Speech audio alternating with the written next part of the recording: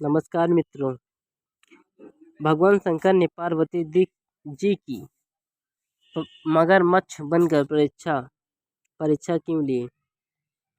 पुराण कथाओं के अनुसार माता पार्वती ने भगवान शिव को अपने पति के रूप में पाने के लिए सैकड़ों वर्षों तक कठोर तप किया था।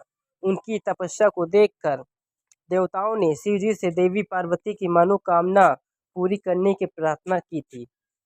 उसके बाद भोलेनाथ ने सप्तर्षियों को पार्वती जी की परीक्षा लेने के लिए भेजा। इस परीक्षा के दौरान सप्तर्षियों ने शिव जी के धीरों और गुणों को बताते हुए माता पार्वती से शिव से विवाह न करने का कहा, लेकिन पार्वती जी ने अपनी निर्णय से टस से मस न हुई। इस पर खुद भोलेनाथ ने माता पार्वती की परीक्षा लेने का निर्णय लिया।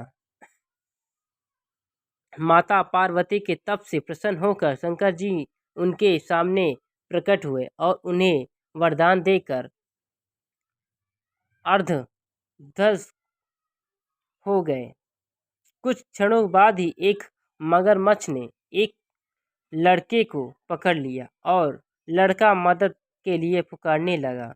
बच्चे की आवाज़ सुन पार्वती जी नदी किनारे पहुंची और उनका मन द्रवित हो गया।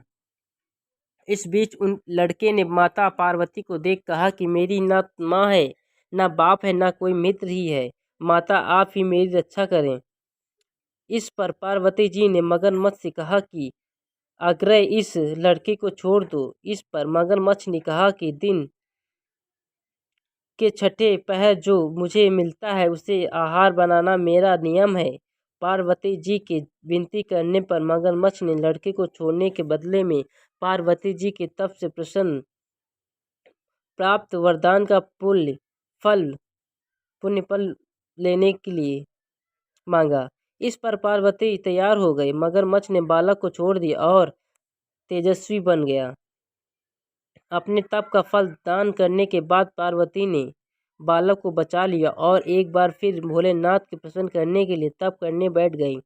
इस पर भोलेनाथ दोबारा प्रकट हुए और पूछा कि तुम अब क्यों तप कर रही हो? मैंने तुम्हें पहले ही मन मांगा वरदान दे दिया है। इस पर पार्वती जी ने अपने तप का फल दान करने की बात कही। इस पर शिव जी प्रसन्न होकर बोले, मगरमच्छ और लड़का दोनों के रूप में मैं ही था। मैं तुम्हारी परीक्षा ले रहा था कि तुम्हारा चित्र प्राणित मात्र में अपने सुख दुख और अनुभव करता है या नहीं।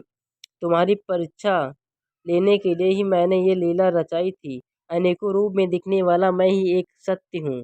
अनेक शरीरों में नजर आने वाला मैं निर्विचक कार हूँ। इस तरह पार्वती जी ने शिव जी की परीक्षा में उत्तीर्ण हुई और उनकी अर्धांगिनी यानी पत्नी बनी। अगर आप हमारे चैनल पर नए तो चैनल को सब्सक्राइब अवश्य कर दें और अच्छा लगे तो लाइक कमेंट अवश्य करें।